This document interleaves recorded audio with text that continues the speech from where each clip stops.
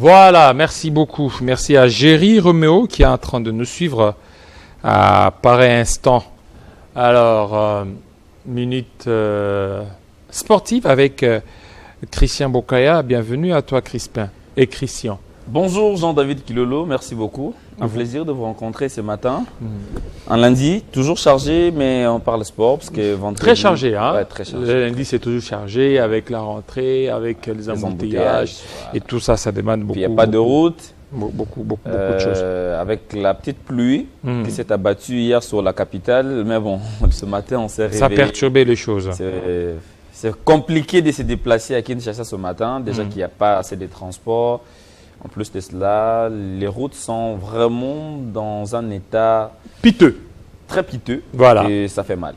Alors, parlons des sports. Ouais. Éliminatoire CAN 2025, les Léopards à Dar es Salaam pour confirmer sa suprématie. Effectivement, Jean-David Kilolo, les Léopards de la RDC devront bien sûr enchaîner ce soir face au Walia d'Éthiopie. Ce sera bien sûr un match comptant pour la deuxième journée des éliminatoires de la CAN 2025, prendre 3 points serrés. Bien sûr, une des priorités de Sébastien Desabre est question de finir en beauté la trêve internationale dans un groupe H que les Léopards dominent provisoirement après leur victoire sur les 6 lignes nationales vendredi dernier. Arrivés à Dar es Salaam hier, les Léopards de la RDC ont eu quelques séances de décrassage pour être au point avant d'affronter l'Éthiopie. L'Éthiopie qui avait bien sûr tenu en échec la Tanzanie. C'était bien sûr au stade de Benjamin Mkapa, pendant que la RDC avait réussi bien évidemment à se débarrasser du national. On peut d'ailleurs le voir en image. Ce but d'Edo Kayembe, le joueur de Watford, qui avait permis bien évidemment à la RDC de pouvoir prendre 3 points sur une frappe enroulée. Il fallait le faire pour bien démarrer déjà les éliminatoires de la CAN, contrairement aux derniers éliminatoires où la RDC s'est fait surprendre, bien sûr. À Kinshasa, rappelez-vous, c'était contre le Gabon et voilà les buts d'Edo Kayembe. C'est un bijou, hein? Ouais, un bijou. Un bijou. L'unique réalisation de ce match. Alors maintenant, est-ce qu'ils ont bien joué les Léopards? Déjà à la 75e minute, j'ai vu qu'ils jouaient maintenant au gel. Là. Ils étaient en train de geler. Bon, c'est parmi le principe du coach. On a essayé de poser le coach la question. Il a dit qu'il avait demandé à ses joueurs en fait, de faire le pressing dès les 15 premières minutes et laisser l'initiative du jeu à l'adversaire. Alors, on a réussi à marquer avant la demi-heure de jeu. Mais bon, au retour des vestiaires, c'était mi-figue, mi-raisin ou du 50-50 de part et d'autre. Parce que là, on avait réussi quand même à apporter un peu du tonus. Parce que Théo Bongonda en première mi-temps n'était que l'ombre de lui-même. Il y avait également la sortie des SND à apaiser un tout petit peu parce que SND pesait dans la défense. SND. Ouais, et donc c'est celui qui est chanté par il y a un musicien, Momboshi. Ah, vous entendez ça aussi? Non, c'est Jocelyn qui m'a fait montrer ça. Non, c'est pas Jocelyn. Non, Jocelyn, c'est un homme d'église. Vous aussi, vous êtes un homme d'église. Non, Momboshi, c'est sur TikTok et Jocelyn me l'a montré. Vous suivez ça aussi? Non, okay. Vous avez TikTok. Alors, bref, c'était une équipe, un 11 qui a joué pas mal. C'est vrai qu'on peut beaucoup critiquer, mais n'oublions pas que l'état de la pelouse n'a pas permis aussi aux Léopards de circuler les ballons. Généralement, quand ils jouent en Europe, ils sont brillants parce qu'ils jouent sur une pelouse de qualité.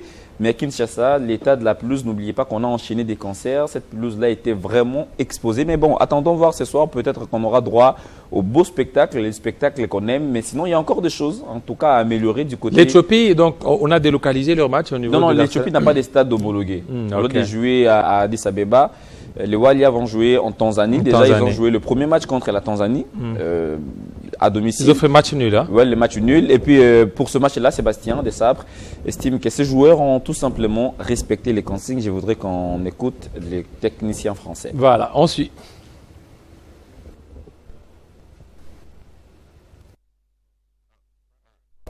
Plusieurs nations ont laissé filer le point lors de la première journée.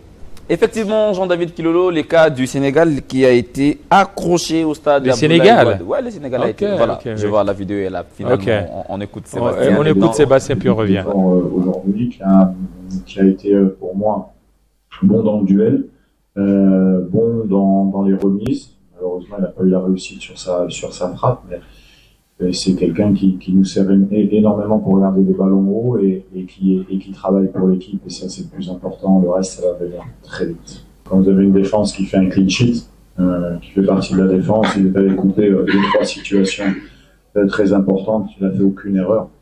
Donc Chancel a fait le match qu'il fait d'habitude, ni plus ni moins.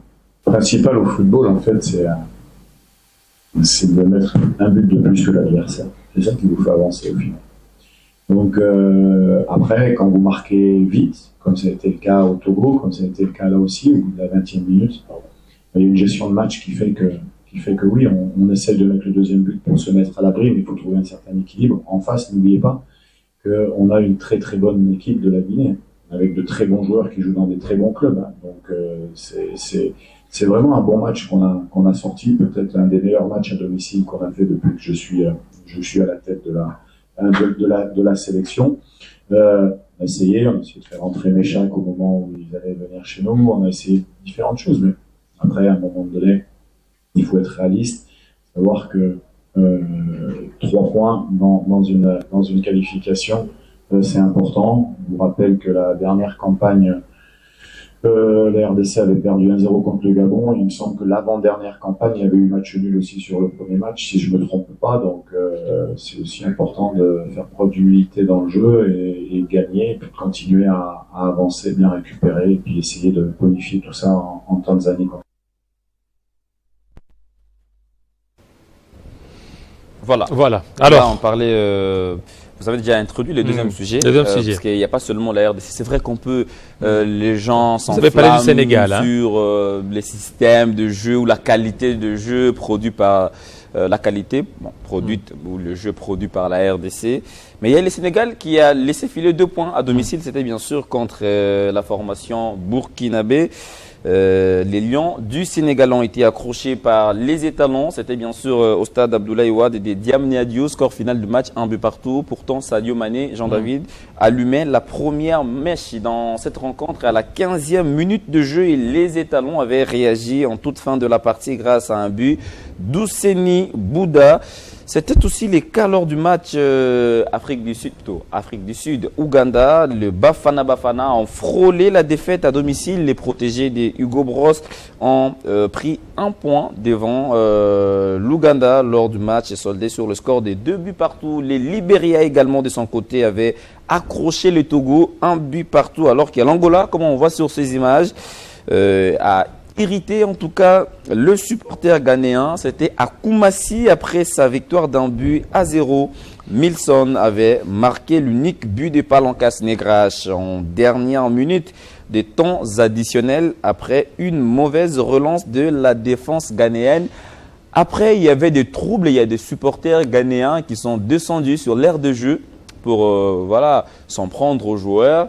Et c'était affreux ce jour-là parce qu'on a vu quand même des scènes ignobles.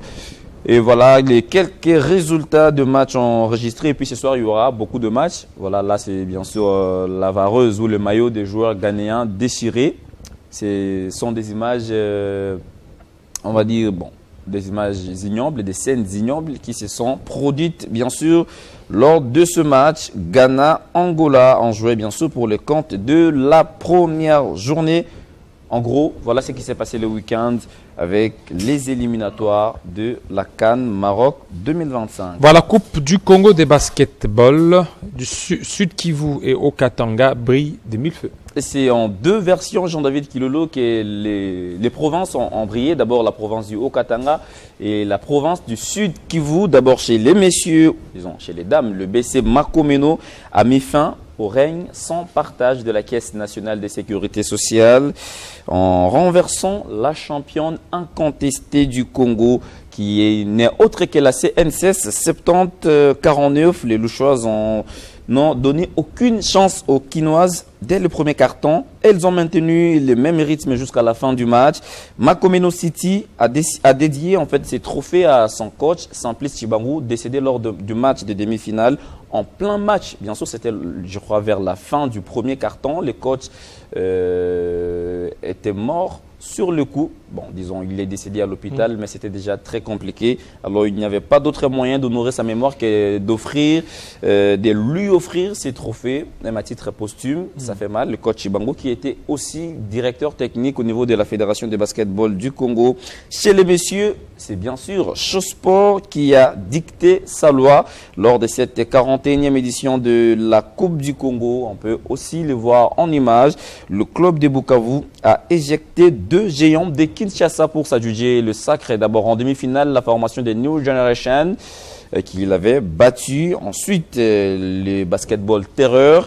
En finale, face à Terreur, Chossport a transpiré sang et eau pour soulever le sacre. Alors le tout premier sacre, et tout s'est joué dans les 5 dernières minutes alors que Chossport était mené. Mais les rouges et noirs n'ont pas tremblé. Ils sont allés chercher leur titre jusqu'au bout, 73-65. Je voudrais qu'on écoute ici la réaction du représentant du gouverneur de la ville de Kinshasa, Daniel Bumba, empêché. Il a été représenté par Tom Kisinda. Tom Kisinda qui a salué d'abord l'organisation de cette Coupe du Congo, parce que c'est quand même une première que nous assistions à une Coupe du Congo dans un gymnase, le gymnase construit à l'occasion de Jeux de la francophonie.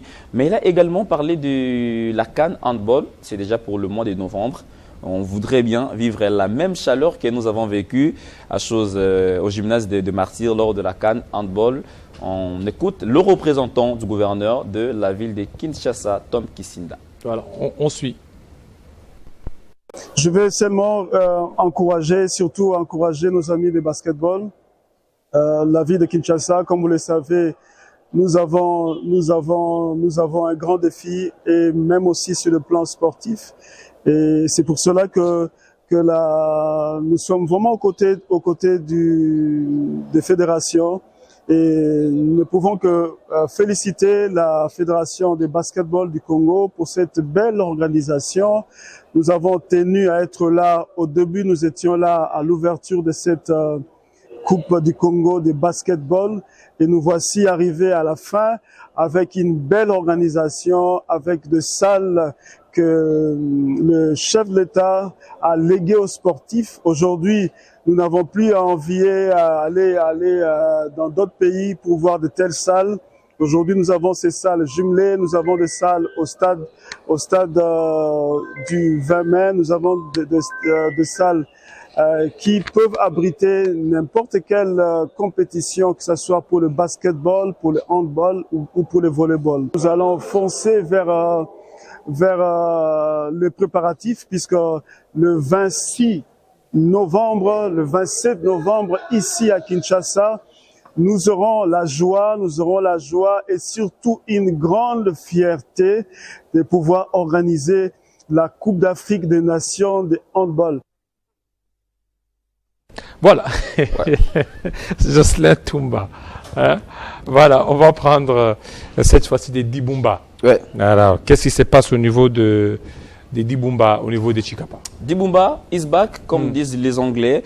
Ça fait quand même belle lurette. Beaucoup d'années que les Scorpions des Dibumba ne jouaient pas dans leur fief. Alors, depuis le week-end, Dibumba est bien sûr à Chikapa, son fief, et à l'occasion, Dibumba avait... C'est avec Guy Mafuta. Oui, Guy Mafuta Kabongo. Dibumba avait livré un match amical contre la formation des Momekano. C'est une façon de raviver un peu la flamme du football dans ce coin de la République, puisque de temps en temps, quand on parle du Kassai, on voit plus Sangabalende. Sangabalende, Boujimaï. Boujimaï, il y a... Au niveau de Kananga, c'est... Il y a Momekano, il y a... Non. Saint-Luc. Saint-Luc. Il y a Saint-Luc, il y a également... Chinkunku. Voilà, l'US Chinkunku. Chipepele. Il y a Chipepele aussi. Il y avait Chipepele. Chipepele, c'est dans... À Kananga. Chipepele, voilà. Bon. Effectivement. Ça va. Voilà. Alors, à Chikapa, vous avez Dibumba. Dibumba qui, depuis un temps, évolue à Kinshasa.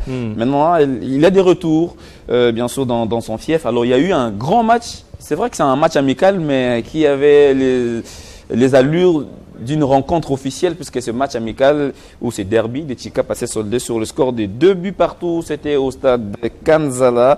Il manquait ces genres de rendez-vous depuis longtemps à la ville, alors que l'entente urbaine de football de Chikapa peine à démarrer faute des moyens. Jean-David, alors dans un stade qui était plein, n'a craqué, parce que j'ai eu quand même la chance d'avoir ces images.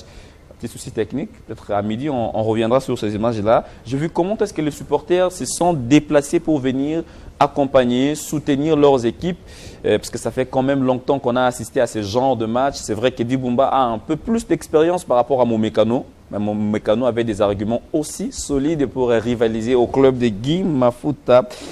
Kabongo, cette rencontre a servi au staff technique d'Edi Bumba de déceler les failles de son groupe et de dénicher quelques talents dans la formation de Momekano, parce qu'on le rappelle, Edi Bumba va bientôt lancer sa saison 2024-2025. On reviendra en tout cas soit à midi, soit dans le journal Vespéral avec des images, voir ce qu'a été ce match test entre la formation d'Edi Bumba et l'AS Momekano au stade Kanzala de Chikapa. Voilà, les rendez-vous est pris à 13h et aussi à 19h45. Alors, Hervé Kalonji, il est avec nous. Qu'est-ce qu'il est devenu? Politicien, journaliste, chroniqueur. On en saura un peu plus tout de suite.